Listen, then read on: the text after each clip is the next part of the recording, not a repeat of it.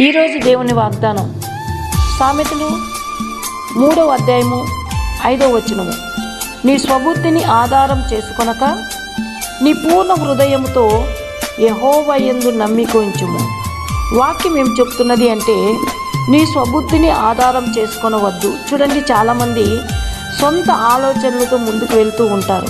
మరికొంతమంది మనుషుల మీద ఆధారపడుతూ ఉంటారు.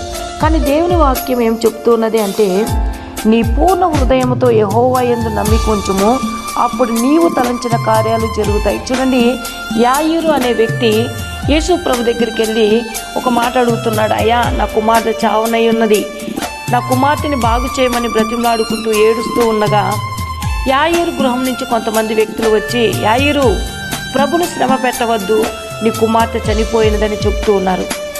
అప్పుడు ప్రభు ఒక మాట అంటున్నాడు. మార్కు సువార్త 5వ అధ్యాయము 36వ వచనంలో, యేసు వారు చెప్పిన మాటలు లక్ష్య పెట్టక భయపడకము, నమ్మిక మాత్రం ఉంచుము.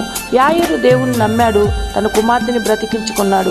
ఈ వాక్యం ద్వారా తెలుసుకోవలసిన విషయము, దేవుని యందు నమ్మిక ఉంచినట్లయితే మన గృహాల్లో, మన జీవితాల్లో అద్భుతం జరుగుతుందని దేవుడి వాక్యం స్పష్టంగా మనతో కూడా మాట్లాడుతూ ఉన్నది. ఆమేన్. God bless you.